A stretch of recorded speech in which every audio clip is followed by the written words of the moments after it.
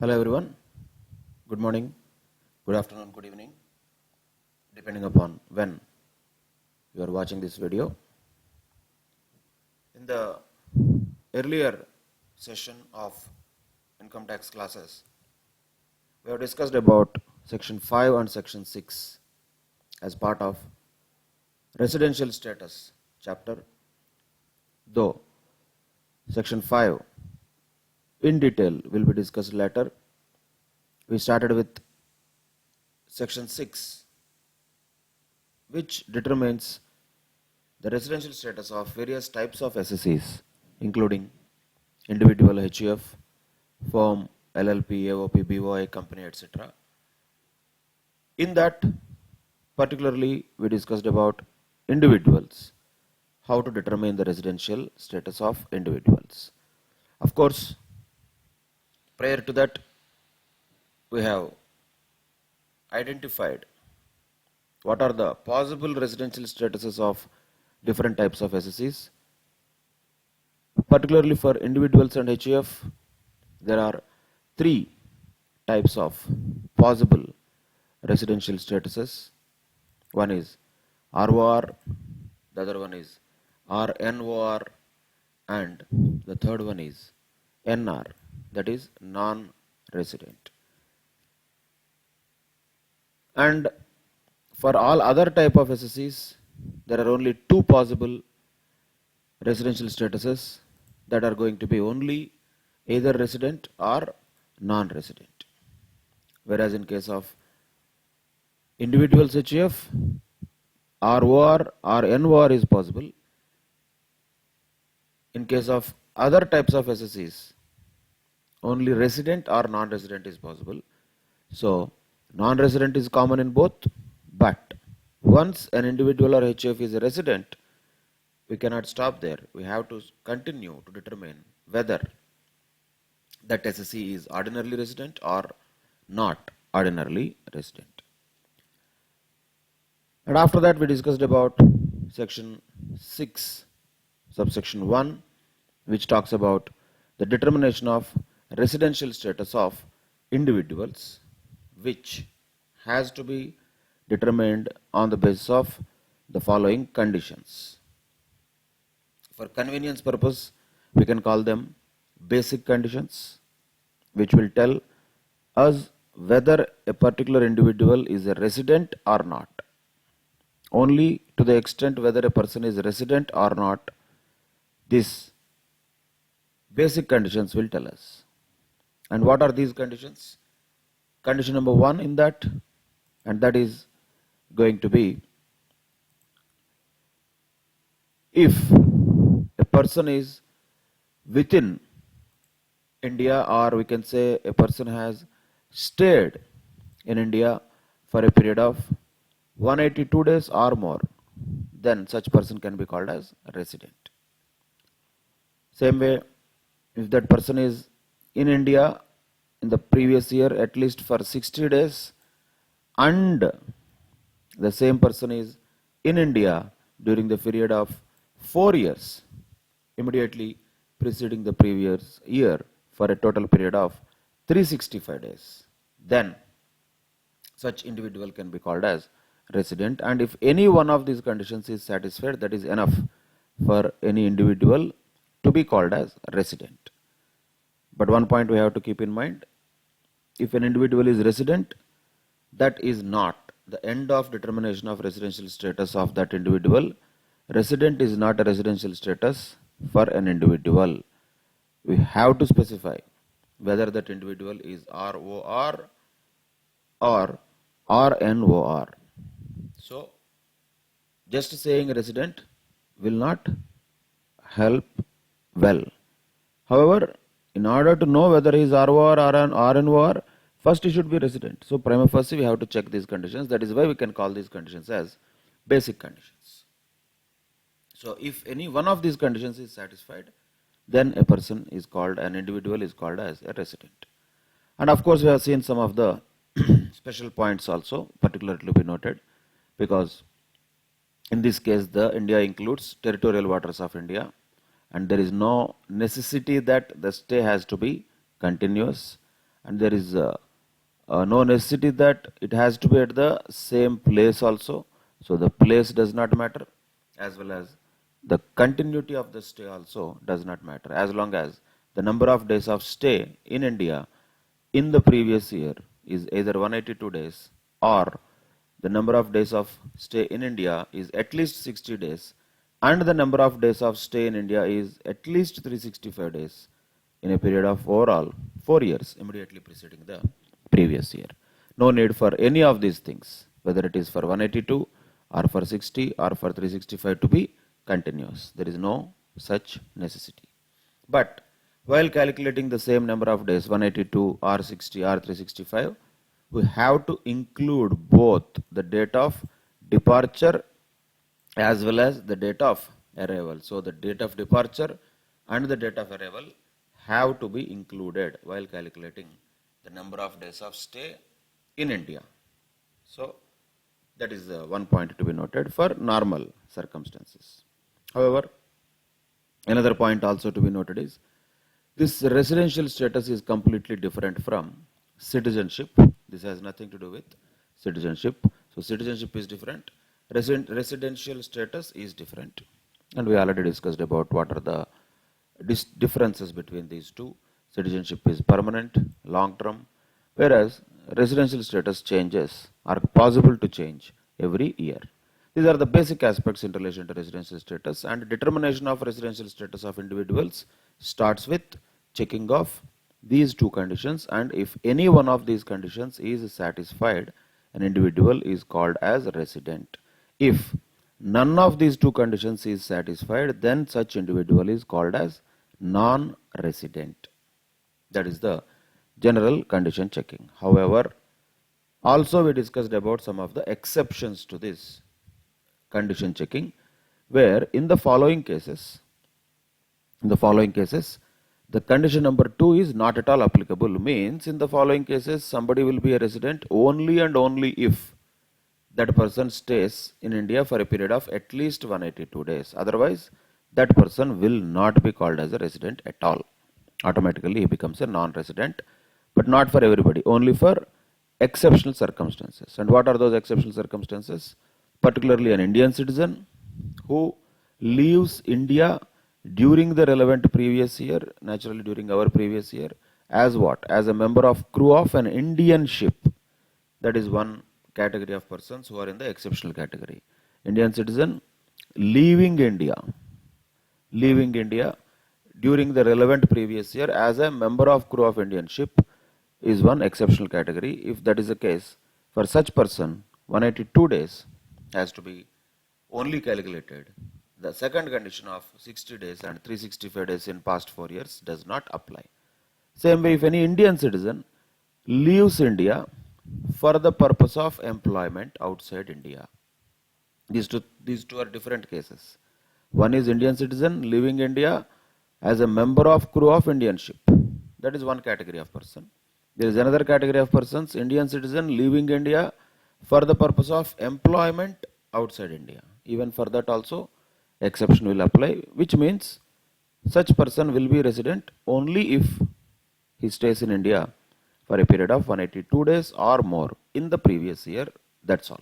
Second condition should not be checked for such persons. However, there is another exceptional category which is belonging to Indian citizens or persons of Indian origin. For them also, this second condition will not apply. Even for them, first condition only will apply, which means these people will be residents in India only if they stayed for 182 days or more in the relevant previous year. And who are these people? An Indian citizen, but this new word is added, person of Indian origin. And what are they doing? Normally they are in outside India, but and what are they doing during the previous year? They are coming to India on a visit during the relevant previous year. So this is another exception. These are two opposite things. Here, Indian citizen who normally lives in India is leaving India either as a member of crew of Indian ship or for any other employment outside India. So here the person is leaving India, first case. Second case, these persons are coming to India. So where they normally they stay outside India. But now they are coming to India during the previous year. And who are those people? Not everybody. Only Indian citizen or a person of Indian origin.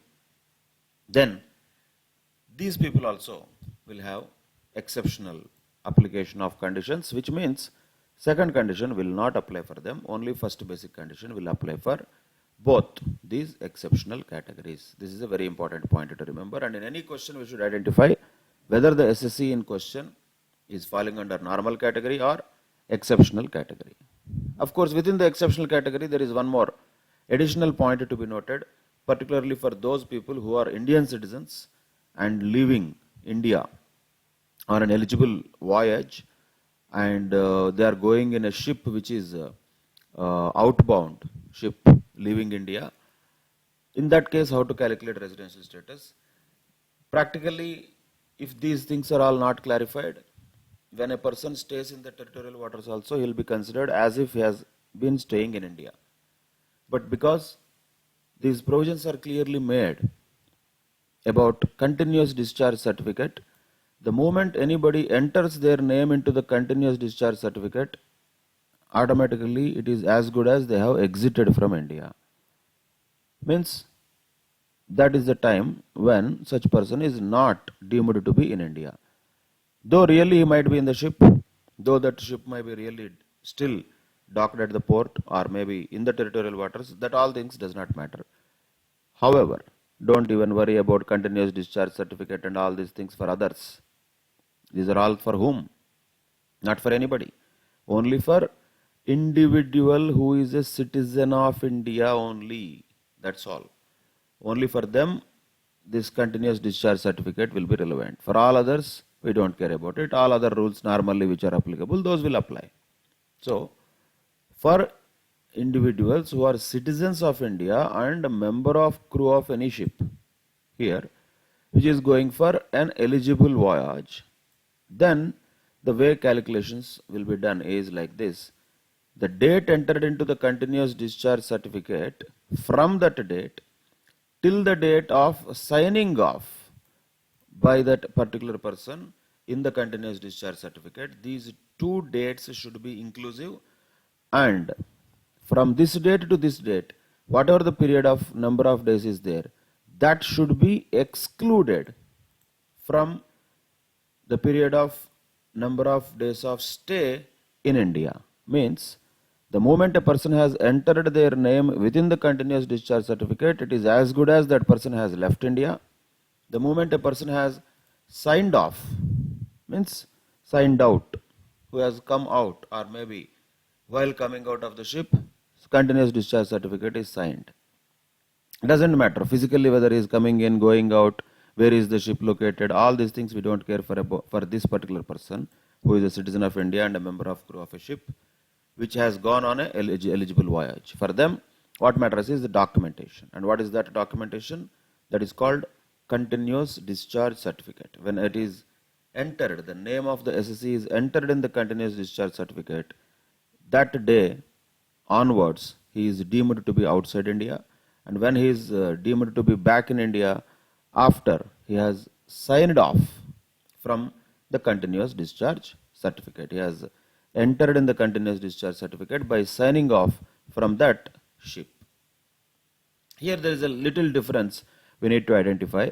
When we talked about the number of days of stay in India, normally we talked about the date of departure and date of arrival also to be included. But that is for normal people, normal calculations, this rule will apply. But here, whether this date of departure entered in continuous discharge certificate and date of signing off in the continuous discharge certificate, question comes, should that be included in the period of stay in India, or should that be also part of the period to be excluded? It should be in the period to be excluded. Why? Because it is clearly given. From this date to this date, it is considered as if that person is not in India. So, when we calculate this number of days he is not in India, understand the difference. Here, we are calculating the number of days he is in India. Here we are calculating The number of days he is not in India. And what is the number of days he is not in India? From the date where he entered his name in the continuous discharge certificate till the date he has signed off from that ship. This is the period when he is not in India. While calculating that, these two dates also should be included as if he is not in India. So that is a difference here. So the date on which he has entered his name in the continuous discharge certificate and the date of signing off, doubt comes naturally whether these two dates are deemed to be the days on which that SSC is in India or outside India. Should it be included as part of the period of stay in India or already he is outside India? Answer is second one.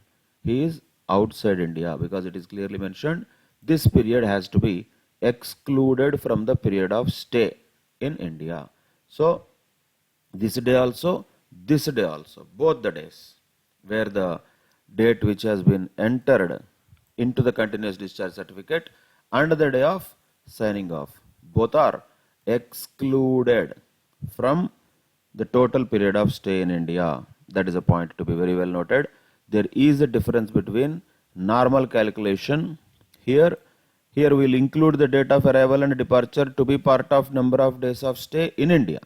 Here we are including the date of departure and arrival as if they are the part of number of days of stay outside India, because he is not in India, he is in the ship. So that is the difference here to be very clearly noted. And once we know this particular special item, we don't need to be really seriously going through all these definitions of what is a continuous discharge certificate, what is eligible voyage. Those things are not required. Generally, you can go through them out of academic interest. And we did this question also earlier about Mr. Anand, who is an Indian citizen and who is leaving India, which is a Singapore-bound Indian ship, means he falls under exceptional category very simply. And not only that, he also falls under this exceptional kind of calculation where the continuous discharge certificate, date of entry into that and date of signing off becomes important.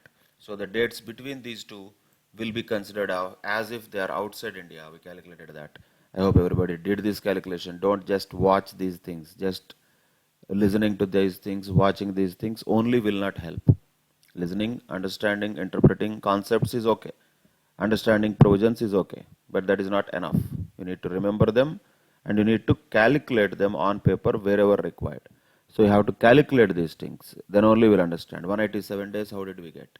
187 days are the days between 6th June to 9th December, which means this is the period when he is not in India. So if 187 days he is not in India, that means how many days he is in India? Naturally 179 days. How do we know that? 366 minus 187, that will be 179 days. However, according to the exception to 6.1, this person will not be a resident since he has not stayed for more than or equal to 182 days. He should have stayed for at least 182 days, whereas he stayed for only 179 days. That is why, what is the residency status of this person? We have concluded that he is a non-resident. That's all. And all other things are irrelevant. Data given about 4 years immediately preceding the previous year, 7 years immediately preceding the previous year. All these things are not relevant for this particular question. Once he is non-resident, done. No need to worry about whether he is ordinarily resident, not ordinarily resident. That happens only once he becomes a resident. Once it is a non-resident residential status, that is the final status. There is nothing else to further probe into any conditions.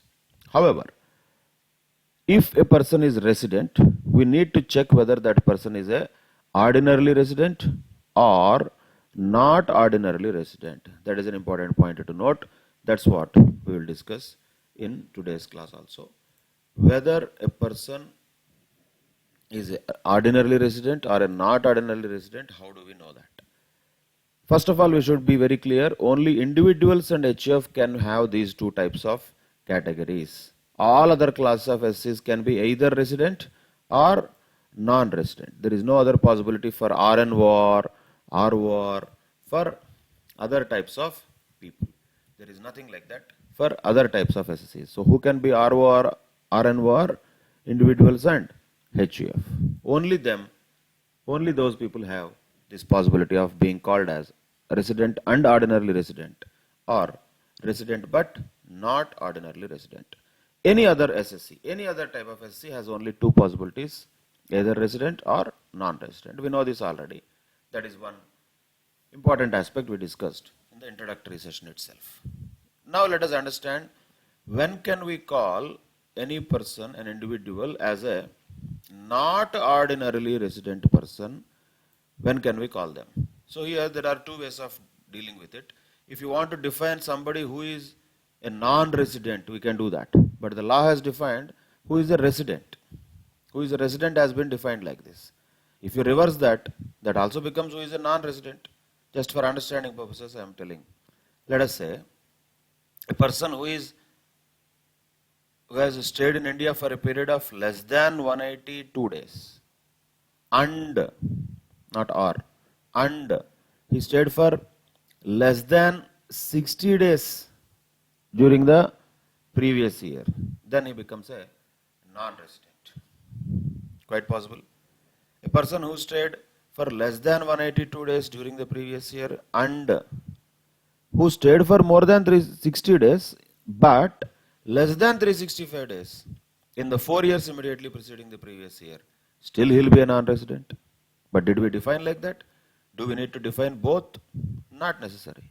When there is a coin, one side is heads means other side is tails. We don't need to separately define heads and tails. So once you know what is the definition of a resident like this, you already automatically know what is the definition of a non-resident. There is no need to define it separately. Same way, the law has defined the resident and not ordinarily resident, resident and ordinarily resident. Either way, we can look at that. But ultimately what is important is we remember the correct logic. Whether we look at the heads of it and call it a 5 rupees coin and tails of it and call it a 5 rupees coin doesn't make a difference if we identify that it is a 5 rupees coin.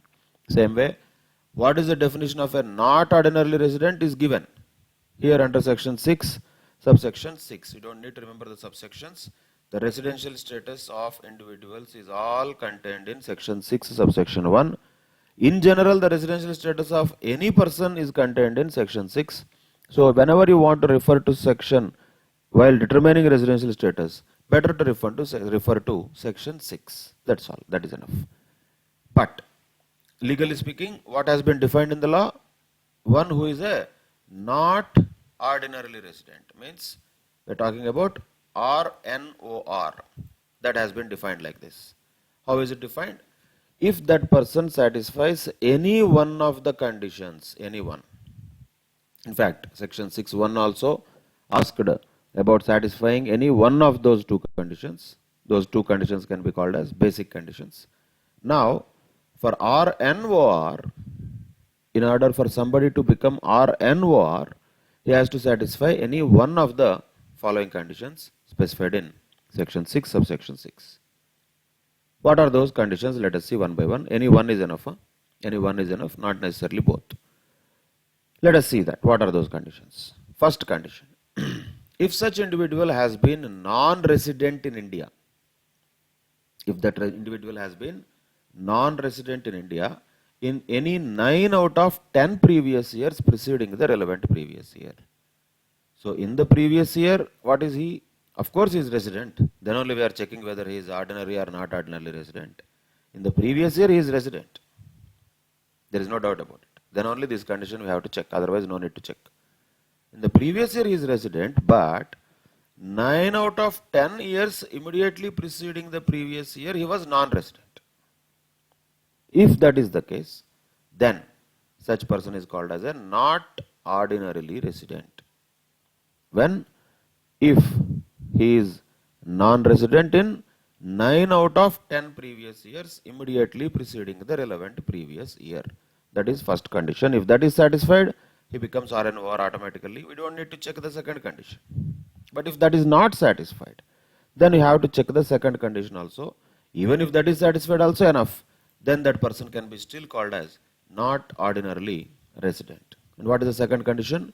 Such individual has during the 7 years preceding the relevant previous year been in India for a period of 729 days or less is the word used. Or you can say less than 730 days. Be very careful here. Be very careful with the words used in the law, because exactly the questions will be on the border cases. What about 730 days, sir? These questions you should not ask, because the law is very clear. What about 729 days, sir? Everything is very clear. What the law is telling?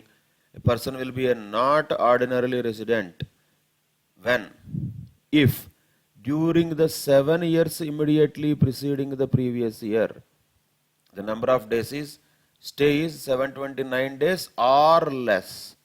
So now the question comes, what if 729 days exactly? Still are in war. Less than 729, says less than 729 days, still are in war. What if 730 days? Then not are in war. Then he could be or war. Could be or war. Why we are telling he could be or war? Because he can still be or in war according to first condition. If this person is non-resident in 9 out of 10 years immediately preceding the relevant previous year. So that is one condition. If that is satisfied, that SSC is R in war. If not, if that person has stayed in India for, understand this very equally, this is less than or equal to 729. This is less than or equal to 729. Or we can say less than 730. Either way, ultimately what we are talking about is same. Less than 730 or less than or equal to 729 days. If he stayed in 7 years immediately preceding the previous year, then also such person can be called as a not ordinarily resident. Either one of them, if it is satisfied, that is enough for a person to be called as not ordinarily resident. Same thing if you just flip the coin and try to calculate whether, try to determine whether a person is resident and ordinarily resident or not. This can be just reversed in this way also. If anybody is getting confused with having the same thing in the opposite direction, don't do that. Just go in one direction and just be very clear with that only. But ideally it should not be the case. Why? Because we should know both the sides. In simpler terms, an individual is said to be resident and ordinarily resident if he satisfies. Here what we have to use the word? Here both. Here it should be both the following conditions. If they are satisfied, then we can call that person as resident and ordinarily resident. So the same definition, we are flipping it. RNOR definition was given here in section 6.6. We are just interpreting it in a reverse way now. Okay, boss, then who is ROR? Who is ROR? If he satisfies both the following conditions. Why both? Because here for RNOR, if he satisfies any one of them, that is enough to become RNOR. So if he has to become ROR, he has to satisfy both the following conditions, which are flipped on the other side. Let us look at these conditions. If he is a resident, at least in any 2 out of 10 years preceding the relevant previous year, that means he is not satisfying first condition, that means he is a ROR. Of course, not only with first condition, second condition also has to be checked in that case. So both the following conditions have to be satisfied if a person has to be called as ROR. What is that? One, he has to be a resident. Earlier what was said? He should be non-resident in 9 out of 10 years, which is nothing but opposite of that is what? He should be resident in at least 2 out of 10 years. If anybody is resident at least 2 out of 10 years, then this condition is not possible to be satisfied. So that is the opposite side of RNOR. Now becomes ROR. That is first thing. What is that? Easy this one. Actually, why this is easier relative to this is because we are to check only 2 years. No? Here you have to check 9 years. Time waste. Here if you check 2 years, that is enough. If he is resident at least in 2 years, that is enough. So in the last 10 years, if this person is resident in at least any 2 years, that is enough. That means first condition is satisfied. Then, here again the word used is and. You have to be very careful. Why? Because both the following conditions have to be satisfied. Here the word is or. Because these two are opposite in nature, naturally the way the sentence is framed also will be opposite. Because it is or here, it becomes and here. And what is the second condition? His total stay in India in the last 7 years immediately preceding the previous year is 730 days or more. So at least 730 days he should have stayed in 7 years immediately preceding the previous year. If that is the case, then such person can be called as resident and ordinarily resident. So a point very clearly to be noted here. If he is a resident in at least 2 out of 10 years preceding the previous year and his number of days of stay in India during 7 years preceding the previous year is at least 730 days, then such person can be called as resident and ordinarily resident. Both are same actually, only looking at one side of the coin here, flipping it, we got the second side of it. Either way it can be checked, but relatively in general when we solve the questions, this is easier than the one which is given in the law. This box item is easier to note. So you can check whether a person is ROR by checking these two additional conditions, we can call them. So basically when a person becomes a resident, that you have to check basic conditions 1, basic condition 2, which is nothing but staying for 182 days or more during the previous year, or staying for 60 days or more during the previous year and 365 days or more during 4 years immediately preceding the previous year. That tells us basically whether a person is resident or not. Once a person is resident, how can we know whether a person is resident and ordinarily resident? When he satisfies both of the following conditions. What are the conditions? He must be a resident in at least 2 out of 10 years immediately preceding the previous year, and he must have stayed in India for at least 730 days or more during 7 years immediately preceding the previous year. If both the conditions are satisfied, then he is ROR. If any one of the conditions is not satisfied, automatically he becomes RNOR. Don't try to test both these things. This is just one direction. This RNOR definition given. The same thing can be interpreted in a simpler terms, easier to find out whether that person is ROR rather than finding out that person is RNOR. Because second condition is same, there is no big deal here. But when it comes to the first point, 9 years you have to check whether he is non-resident, non-resident, resident, non-resident. So that is waste of time. Here, you just need to check 2 years. If he is resident for any 2 years in the 10 years, that is enough. So that will be giving us directly an indication that this person could be ROR if he satisfies another condition also, that he stayed in India for a period of more than or equal to, here it is more than or equal to 730 days in the 7 years immediately preceding the previous year. That's it. That is the residential status determination for individuals. And any question in this should be carefully understood, read, facts to be written on paper, then applying the provision exactly we should identify the answer. And once again I am telling you, if anybody writes an answer for a question asking the residential status of individual, if your answer says resident, that will not get any marks, because that is not a residential status.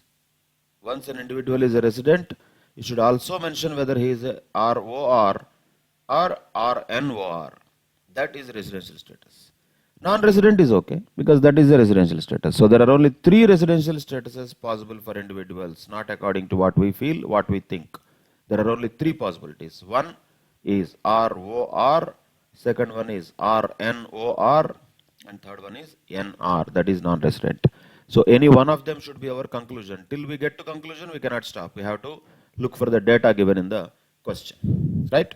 Now let us do some of the problems here for understanding of how to solve the questions in relation to residential status. Purely determination of residential status questions can be expected for MCQs. But residential status plus tax incidence questions will definitely come for at least 4 to 5 marks in the main exam. That will be a descriptive question, a problem what we call. We will come to the tax incidence part later. But as a part of solving the question related to tax incidence, we might be required to even find out or determine the residential status. That is why it could be an MCQ, quite possible, 1 or 2 marks, or it can be part of a question of a bigger one like 5-mark question. In that, this 1-mark working note will also get.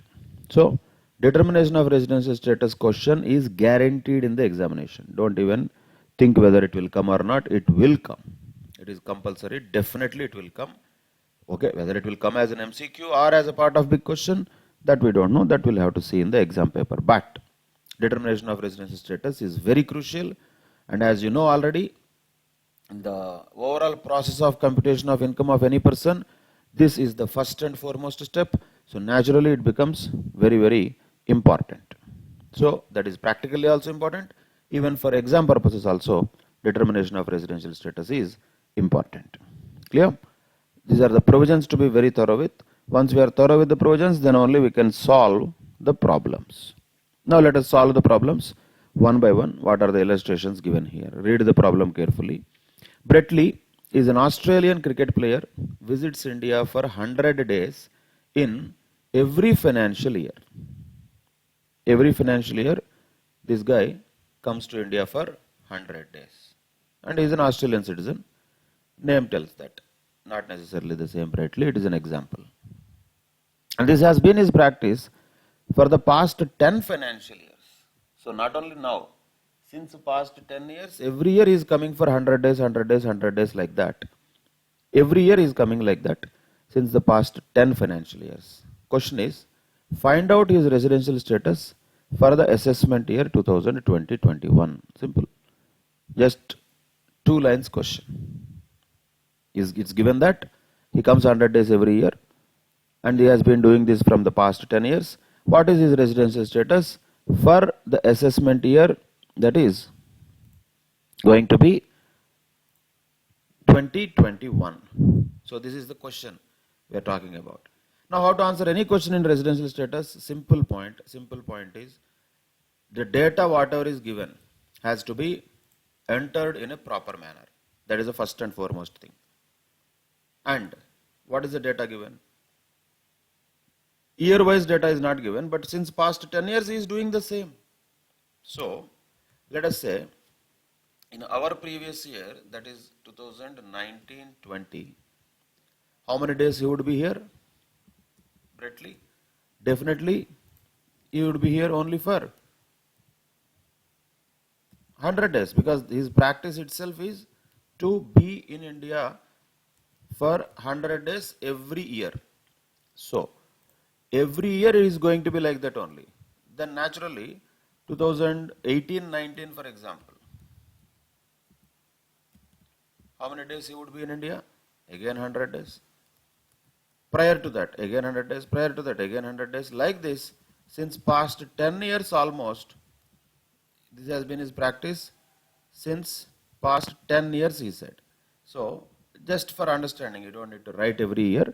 So, 1, 2, after that, 1, 2, 3, 4, 5, 6, 7, 8. So, from the past 10 years, he has been doing the same thing, 100 days he is there. Okay, it doesn't matter prior to that also what he was doing. It's all not important for us. We don't care about all the details of Brett Lee. But what we are interested in is the provisions of Income Tax Act so that we can determine the residential status of Brett Lee. So what we have to do? Let us check like this. Let us call this basic condition number 1. Basic condition number 1 is what? That person should be in India for a period of 182 days or more during the previous year. Isn't it? That is basic condition number 1. First we have to check that. In the exam you have to write the condition and then check that. So what is the condition number? Don't write basic condition and all that. Basic condition, additional condition, it is only for our understanding. Law will not tell all these things. There is condition. So according to the Income Tax Act section 6, if a person is staying in India for a period of 182 days or more during the previous year, then only he will be called as a resident. So point number 1, in that definition of residential status of individual requires him to be in India for a period of 182 days or more. Was he there? No. So what happened here? This condition is not satisfied. No. Failed. Basic condition number 1, he did not satisfy. Then basic condition number 2. 1 did not satisfy does not mean we'll have to leave it. there is a basic condition number 2 also. What does it say? It says that person should be in India for 60 days or more during the previous year and 365 days or more during 4 years immediately preceding the previous year. That is a condition. First we should know that. Now check that. Did he stay in India for 60 days or more during the previous year? Our previous year is 2019-20. Did he do that? Did he stay in India for a period of more than 60 days? Yes, because he stayed for 100 days. Then the second sub condition within basic condition number 2 is he should have been in India for a period of 365 days or more during 4 years immediately preceding the previous year. So don't once again calculate previous year. Preceding the previous year, how many days he was there? He was there for actually 400 days. That also you have to write how many days actually he was there. So in the previous year he was there in India for 100 days. In the 4 years, this is what law says and this is what reality is. So in the previous year he was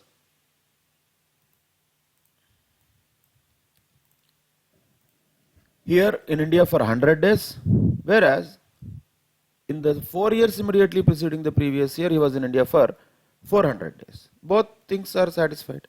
So that means what? Basic condition number 2 is okay. This condition is satisfied. This is done. Which means what? What we can conclude from this? From this we can conclude that he is resident. Resident guarantee, pakka. Because though basic condition number 1 is not satisfied, though this has become flop, this is okay. According to basic condition number 2, he should have stayed in India for more than 60 days. He did. He should have stayed in India for more than 365 days during 4 years immediately preceding the previous year. He did. So definitely he is a resident. No doubt about it. This is only half of the question. That does not make the answer to the question. Once again, if you read the question, you will understand how small the question was, only 2-3 lines. But the answer is not small, sir. Answer is not that small. You have to clearly write how many number of days he stayed in each of the years. 2019, 20, 18, 19, like that. Each year he stayed for 100 days. Like that, 10 years he has been doing that. And you have to clearly write what is basic condition number 1. And since it did not satisfy, we have to check basic condition number 2. Since it satisfied, we have to say that this person is a resident. Once that is over, only half of the question is solved. Now we have to check whether this person is a ROR or RNOR. Means, is he ordinarily resident or not ordinarily resident? That we have to check. How to do that? We have to check additional condition number 1 and additional condition number 2. Here you can do any way. You can check for RNOR also, you can check for ROR also. As we already discussed, ROR checking is easier compared to RNOR checking. So let us check for ROR. If you check for ROR, what are the conditions? Additional condition number 1, what does it say? It says that person should be resident in India at least 2 out of 10 years immediately preceding the previous year, he says. So this guy has to be resident in India at least for 2 out of 10 years immediately preceding the relevant previous year. Is that satisfied or not? Once again we have to check. Forget about previous year, this is over. We have to check preceding the previous year out of 10 years, at least if he is a resident in 2 out of those 10 years, that means additional condition number 1 is satisfied.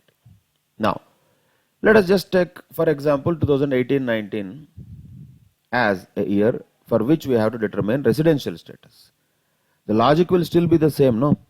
Even in 2018-19 also, he was not for 182 days, but he was there for 60 days.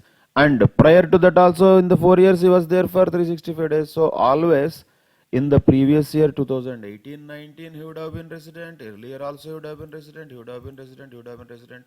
So always, definitely, he is resident in all these years. All these years, he is resident. Even here also, he is resident. Because, same, preceding 4 years, he has stayed for more than 365 days. Here, he may not be resident. Because here, this one, he did not stay for more than 365 days in the 4 years immediately preceding this year. So, if you have to really give the numbers to these things, going backwards, 2017, 18, 2016, 17, like that, if you go backwards, definitely he has been resident for many years. We don't need all this also. How many years we need? 2 years is enough, no? Out of 10 years, if he is resident for 2 years, we are happy enough. So don't worry about all checking of all the years, not necessary. Don't waste time on that. So is he a resident for 2 out of 10 years in 2 out of 10 years?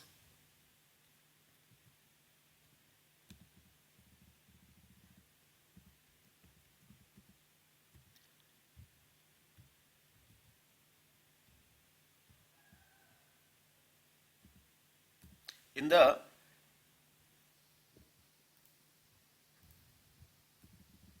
this unnecessary. So when we say 2 out of 10 years,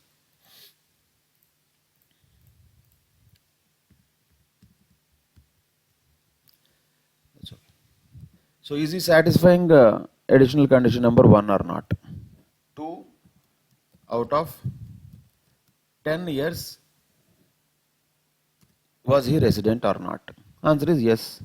Definitely he was resident in 2 out of 10 years. So what did he satisfy? The additional condition number 1, he is resident at least 2 out of 10 years preceding the previous year. Answer is yes. Yes. So this is satisfied. But is it enough to call him ROR? No. No, it is not enough. And he has to satisfy additional condition number 2 also. And what was that? What was that? He should be in India for a period of 730 days or more. During how many years? During 7 years immediately preceding the previous year. That is a provision. That is additional condition number 2. He should be in India in the 7 years immediately preceding the previous year for how many days? 730 days or more. Now check. Preceding the previous year means basically our previous year is 1920. 1, 2, 3, 4, 5, 6, 7. Naturally 7 years he would have stayed for how many days actually? Not 730 days. He would have stayed for only 700 days. Means what? Is additional condition number 2 satisfied? No. He did not stay in India for 730 days in the 7 years immediately preceding the previous year. Hence, one of these conditions is not satisfied means what will be the residential status of this person? That will be RNOR. If he satisfied both these conditions, he would have become ROR. Since he has satisfied one only, but not the second one, he becomes RNOR. That is the residential status of Brettley. Resident but not ordinarily resident. That is the conclusion that will definitely be given here also. So he is a not ordinarily resident during the assessment year 2020-21, previous year 1920. That's all. Clear? That is the way to calculate residential status of any person. So what you have to write here, if this question is given sometimes for 4 marks also, looks like a 2 lines question, but answer is not 2 lines. You have to write what is basic condition number 1, whether he is satisfied or not, yes or no, no. Then what is basic condition number 2, you have to write that, satisfied or not, answer is yes. So what is the conclusion? He is a resident. What is additional condition number 1, satisfied or not, yes. But what is additional condition number 2, satisfied or not, no. So what is the residential status? RNOR. Like this step by step, one by one we have to do. Suddenly I want to know the residential status of Brettley. I can just call him and ask him what is the residential status. That is not an answer. We have to determine his residential status depending upon the number of days of stay in India, depending upon the conditions that we have. Always we have to check these conditions. What are these conditions? That should be first of all very clear. What are the conditions here? First condition is that person should be staying in India for a period of 182 days or more during the previous year. Or that person could be staying in India for 60 days or more during the previous year and 365 days or more during 4 years immediately preceding the previous year. If any one of them is satisfied, then automatically that person will be called as resident. Here, basic condition number 2 is satisfied. 1 is not satisfied. Doesn't matter. Still, this person becomes a resident. Once he is a resident, we have to check additional conditions. If he is not a resident, no need to go for this. It's a waste of time. If he is a non-resident, we don't need to check additional conditions. If he is a resident, then only we have to check whether he is ordinary resident or not ordinary resident. And when he will be called as an ordinary resident, when he satisfies both the additional conditions. Both. What are those both? 1, he must be resident in 2 out of 10 years immediately preceding the previous year. Second, he must be in India for a period of 730 days or more in 7 years immediately preceding the previous year. In this case, A1, that is additional condition number 1, is satisfied, but additional condition number 2 is not satisfied, hence he cannot be called as ROR. When he is not ROR, automatically he becomes RNOR, that is resident but not ordinarily resident. That's what is the way we calculate the residential status of individuals. Clear? Now let us do one more question for understanding this further. Mr. B is a Canadian citizen, comes to India for the first time during the previous year 15-16 and during the financial years 15-16, 16-17, 17-18, 18-19 and 19-20. He was in India for 55 days, 60, 90, 150 and 70 days respectively. Determine his residential status for the assessment year 2020-21. That's the question we're talking about. And look at the data here. Once again, always you have to do the same thing. So the conditions are same, conclusions are different. So again, you have to put pen on paper, taking the number of days of stay this person is having here. Okay. So this earlier one, let us just eliminate that. But conditions will be definitely same. If required, then only these two things will come, otherwise they don't come. So let us remove that also. Now, point is, what is the facts of the case here? B, Canadian citizen, not an Indian citizen. First time he comes to India during the previous year, 2015-16. 2015-16 he came to India. So, we are going backwards here. So, 15-16 he came to India. 15-16 he came to India. And how many days he stayed? How many days he stayed in 15-16 respectively? He said 55, 60, 90, etc., etc. So we have to enter that carefully. 55 in 2015-16, 16-17 how many days? 60 days. Year and the number of days have to be entered very carefully. 17-18 how many days? 90 days. 18-19 how many days? That is 150 days. Then 19-20, our previous year, how many days? 70 days. That's all. So this is the data given. Backwards it is given. So be very careful with the years. 15-16, 55 days. 16-17, 60 days. Then 90, then 150, then 70 days during the year. Our previous year, 2019-20. What is the residential status? He is asking. Straight away, first of all, we have to check basic condition number 1. Satisfied or not? Answer is no. Why? Because he did not stay for 182 days or more during the previous year. He stayed for only 70 days. So basic condition number 1 is not satisfied. Then basic condition number 2. Is it satisfied? Let us check. First he has to stay 60 days or more during the previous year. Yes. This is okay. This is not a problem.